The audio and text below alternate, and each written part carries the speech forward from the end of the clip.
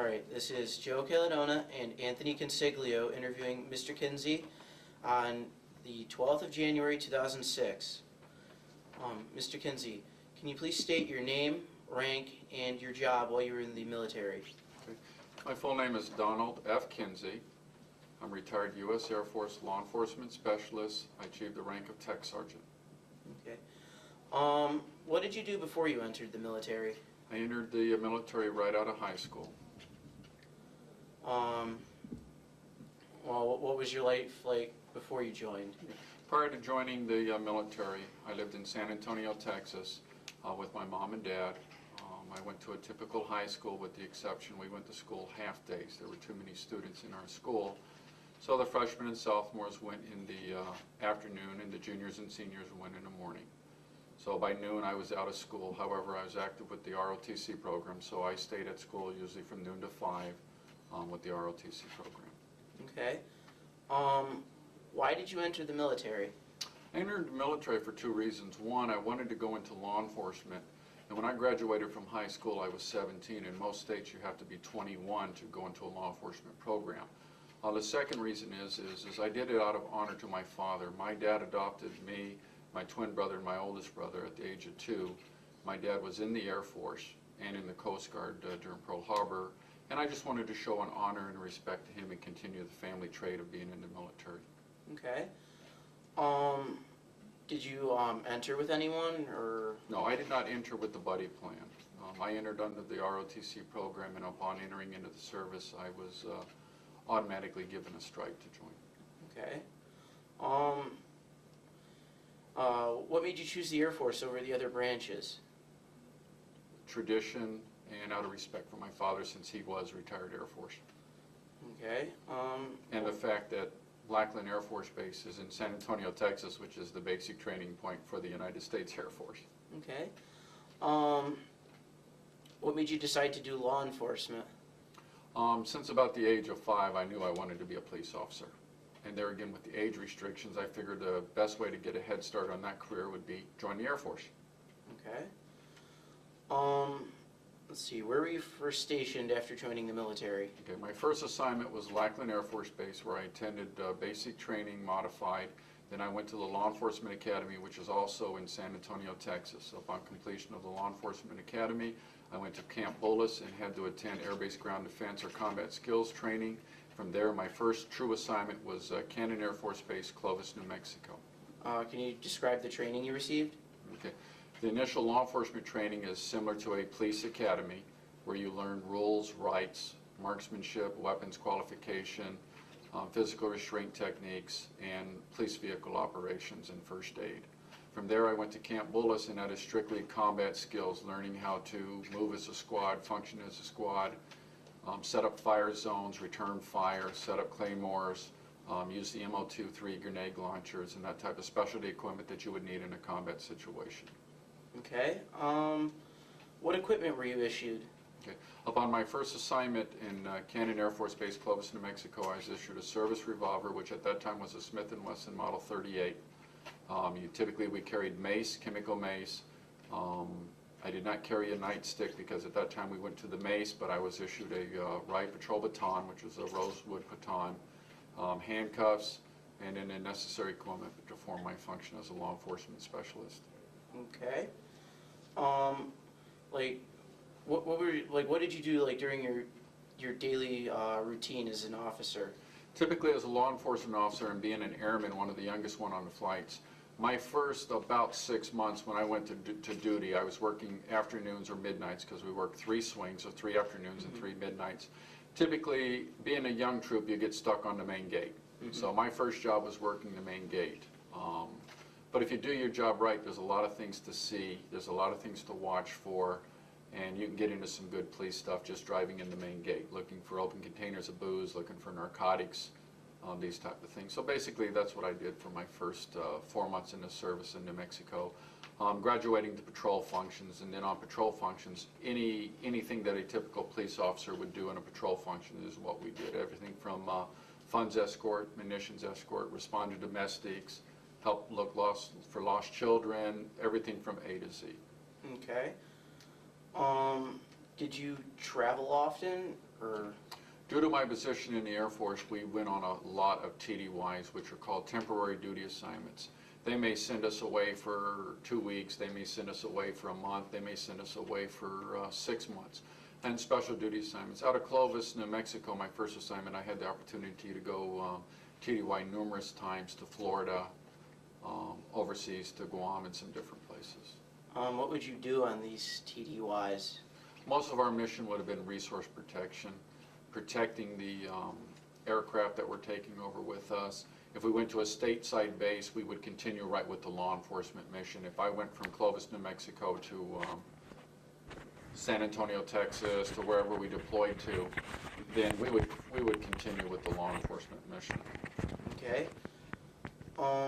Did you ever go overseas? Yes. I had the pleasure not only being a military brat to live overseas, Germany, Japan, the Philippines. I was stationed in Guam.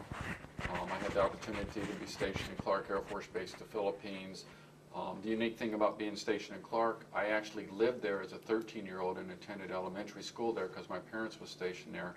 But I had the pleasure to be stationed there and go through the eruption of Mount Pinatubo and the total destruction of Clark Air Force Base. Actually, Clark Air Force Base does not exist anymore due to the eruption of Mount Pinatubo. Well, what did you do during the eruption?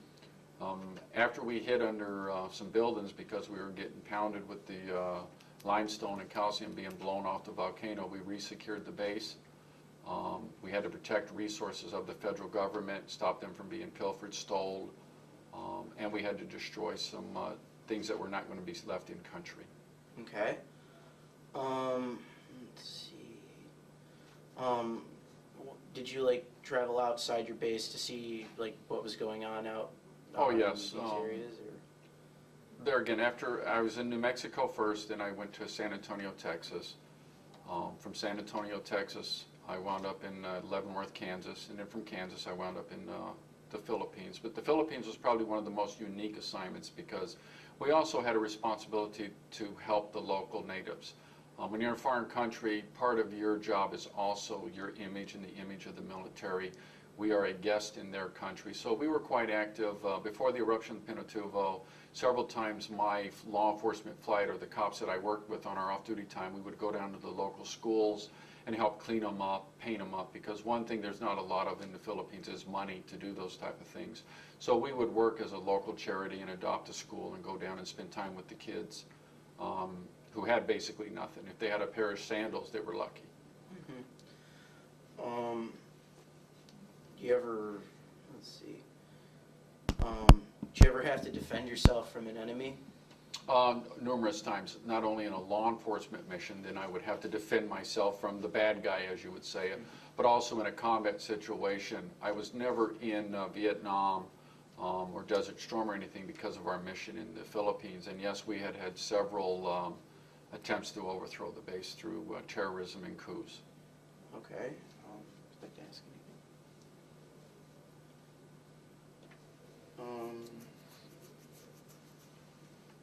Let's see. Did you receive any medals or commendations? Yes. Throughout my entire military career, I received numerous awards and declarations. I have 2 Meritorious Service Medals. I have 3 Air Force Commendation Medals. I have 1 Army Commendation Medal, 1 Air Force Achievement Medal, 1 Army Achievement Medal. I have 5 Air Force Good Conduct Medals, and then I have my Small Arms Expert Marksmanship. The reason that I have such a contrast in awards and why I have Air Force and Army awards is for 7 years I was actually assigned to the United States Disciplinary Barracks, which is the military jail. It's Leavenworth Penitentiary. Mm-hmm. And while being stationed there, I actually came under the control and authority of the United States Army. Mm-hmm. And that was a very unique experience by itself to actually work in a Class 7 maximum security institution where you have male and female prisoners. Well, okay, when you say Class 7, what do you mean? Your prisons are broke down in classification by security rating. A 10 would be your highest level of security. Leavenworth Penitentiary is a Class 7, which is a pretty high. It has a lockdown status. Mm-hmm. You said that this was a unique. What made it unique? The fact that, one, it was a special duty assignment for which I did not volunteer for. I was picked, only 3% of my entire career field are picked for special duty assignments, and based on my training, talent, and ability, and my past duty performance, they felt that I would be an asset, and the Air Force sent me to work with the Army. While stationed at Leavenworth, I worked on the Guard Force, manning the tiers for approximately 4 months. Then I became the operational NCO for all the vocational training classes. Under that, we had everything from the academics, where the prisoners could go to college. We had the auto body, auto repair, sheet metal welding, engraving shop, shoe shop, wood shop, and my job was to make sure that the guards were doing their jobs and the inmates were behaving. Okay. What was the most interesting thing you experienced while you were in the military? My most unique experience, and the one I felt the most rewarding about, was actually my assignment to Andersen Air Force Base, Guam. When I arrived in Andersen Air Force Base, Guam, I actually was the youth services officer and the juvenile investigator. Upon my arrival at Guam, we'd had a serious problem with teenagers being killed due to alcoholism, drinking, and winding up floating in the ocean. There was just a big problem with, they were able to get booze anywhere. I implemented a program and shut down the sale of alcohol to minors, and in the 2 years of implementing the program, we did not have an alcohol-related incident involving a teenager, nor did we lose a teenager. And what I did with the program is I actually took the base commander's daughter, who was 17, dressed her up to make her look older, and I sent her into all 21 establishments on the base that sold alcohol. And when they sold her alcohol without checking her ID, as soon as I removed her from the facility, my arrest team would go in and arrest the person that sold them the alcohol. Basically the same type of control buys that they do here in our local area. Exactly how many of these, you said there was 21 of them, exactly how many of them didn't? Was not real good. The first time we did this, we purchased at 20 of the 21, which proved my point to my bosses that we had an alcohol problem. 4 months later, we did the same type of sting. We went 18 for 21. The third time we did it, we went approximately 12 for 21, and the last time only 3 for 21. So it did show a constant improvement, and that's what you wanted.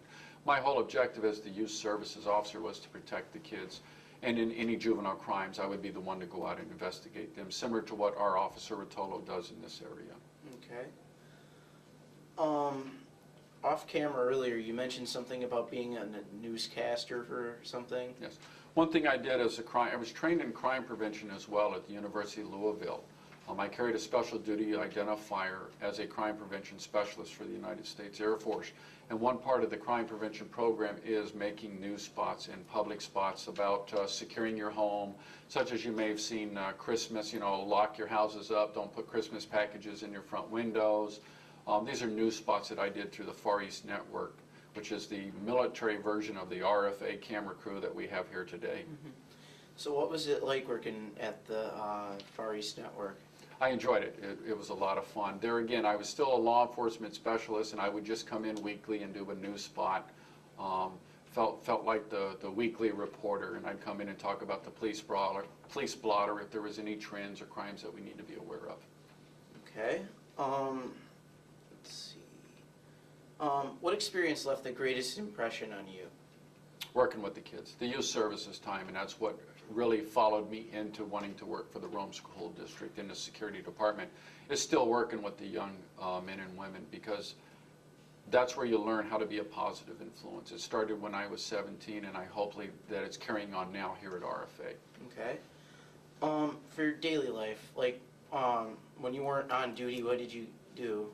For my first 4 years, I was pretty busy, because one goal I had is I wanted to achieve my associate's degree by my first enlistment in the Air Force. And when I joined the military, basically I could get my associate's degree for free. I just had to give up the time.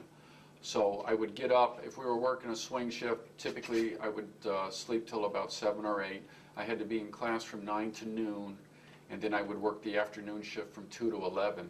Midnights it was a little harder, because we would work from 11 at night. I'd get off at 7 in the morning, go right to class, and then get out of class and get to bed. So my first couple of years I kept very busy. Also, I was blessed. I had the unique opportunity to meet a wonderful woman while I was there. She was actually in the Air Force station in the supply, and I met her and married her. So not only was I just new to the Air Force, I'd met a wonderful woman and got married and was trying to get my college degree. Okay. Let's see. What'd you think of your officers? Well, not really think, but what were they like? I had a bunch of wonderful superiors. Would I sit here and say that we never had disagreements? You always will, but you have to learn the proper way to view your disagreements. Especially in the law enforcement trade, nothing was worse to hear. Here I was a 10, 11, or 12-year-old cop, to have a young second lieutenant come up to you and tell you how he thinks you should run an operation procedure in a law enforcement mission when we've been doing it for 12 years and he's been doing it for about 45 minutes. So sometimes you butted heads, but I normally had an outstanding group of officers. Keeping in mind those officers were the same ones that did your performance reports, so you had to keep them happy as well because everyone has a boss. Okay. Did you like work really closely with anyone while you were on duty, or? You become a flight. When you're assigned to a law enforcement shift, you become a flight. A good example, even here at Griffis Air Force Base before we closed, I ran the law enforcement flight on swings and mids. I had 23 people assigned to me and 9 Department of Defense police officers. And you do become close. You do become a family. Typically of the 23, I was probably the supervisor of them all. And then they had a direct supervisor that had to respond to me. So you do become aware of their on and off duty needs. If they're having financial problems, marital problems. One thing about the services is it's my requirement as their boss to make sure they're fit for duty, make sure their mind's in the game. And if they're having family problems, I need to try to give them some help or send them to the appropriate agency, because you got to remember, everyone out there is carrying a loaded gun when they go in that police car. Mm-hmm. Okay. Let's see. What person left the most, impact on you? Honestly, the person that left the most impact on me was my father. And I know that sounds kind of corny, but the bottom line is here he was, a two-striper in the United States Air Force, making approximately $16.43 a month when he adopted myself, my twin brother, and my oldest brother. Mm-hmm. And I think all my life that is something that is just overwhelming for a person making that much. And back then, $16 was an adequate living. Mm-hmm. But for them to take that responsibility and adopt us boys, that's just something that is always stuck in my mind. Okay. Did you ever have to perform an unusual service, something that you weren't expecting, or was just? Yes, several times. One of the most unique jobs I had is when I was stationed at Brooks Air Force Base. I became responsible for half of the moon rocks brought back from all the Apollo moon missions. Mm-hmm. And that was not something that I saw myself doing. What they did is they split the moon rocks up, and they housed them in a concealed bunker at Brooks Air Force Base, and I was the one responsible for making sure that they were protected and the systems were working. They were actually kept on nitrous oxide, so we had to make sure that everything was set up right and the nitro was flowing, and NASA would come down every quarter and visit the facility to make sure we were doing the job right. And actually, the first time I re-enlisted in the Air Force, I had the pleasure of being re-enlisted by Clifford and Young, who were actually the first space shuttle pilots on STS-1. They were active duty officers in the Air Force, and they re-enlisted me into the military. Okay. What was it like protecting the moon rocks? Well, that was just a hard instructor. My main job was making sure that the alarm systems worked, the vaults worked. We had a double vault system where I would have to be present and one guy from NASA before the vault doors could be opened. It was a hard instructor with alarms, so most of my problems was anytime we had power failures or electrical storms, the alarms would go off and I'd have to respond and see what's going on. Mm-hmm. Most of the time it was uneventful. Okay. So what made you leave the military? Okay.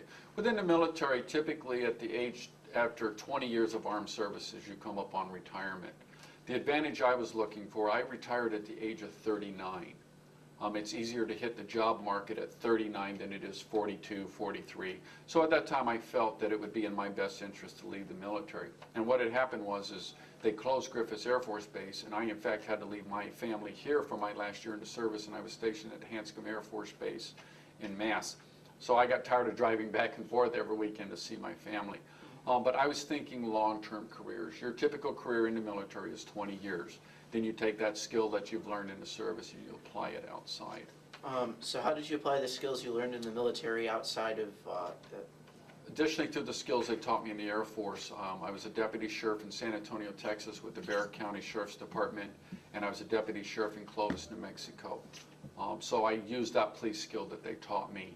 I turned around and reinvested that skill also into loss prevention with the Army Air Force Exchange Services. I was an exchange detective, and I'm the one that went around to all the stores and did shoplifting cases, employee theft cases. We covered all the stores between Griffis Air Force Base in Niagara Falls and one store in Canada. So the skills that the military taught me in police work, in camera work, and technician is exactly what I applied in my job there, as well as simple as RFA. We do have cameras here. We do have interview techniques. We do have cases that we run here. The skills that the military taught me and law enforcement taught me, I apply right here on a daily basis. Okay, do you have any questions? I pretty much covered all mine. Let's see. Okay. Did you ever receive any injuries or illness while you were in the military? In the law enforcement trade, you tend to get hurt once in a while. Through my 20 years, I can say I broke my left arm and right arm at least once or twice. I took a pull stick across my left shoulder where they had to go in and surgically put a nut and bolt during an incident. A gentleman was going after another police officer with a pull stick. I shoved that police officer out of the way, and I took the pull stick right across my shoulder here. Other than that, you have this, you know, when you take somebody down, the same thing here at RFA, when you take somebody down, you take a chance of getting hurt because you're trying to be careful. You don't want to just bounce them off the floor and hurt them. Mm-hmm. Do you ever meet up with the people that you served with? Yes, I've had the great pleasure even now to come across people that I have supervised or people that were in the service. My second year at Staley, I have a funny anecdote. I had a gentleman walk up to me at the security office at Staley, and he said, "I remember you. You were at Brooks Air Force Base, and you wrote my wife a speeding ticket." I didn't remember him, but he sure remembered me. Okay. I think that's about it right now. Okay. Thank you for sitting here for the interview, and I think we got to get the form to get you to sign the release. But okay, that's pretty much it. Thank you very much. Yep, thank you. All right. Is that okay? Yeah, that's great.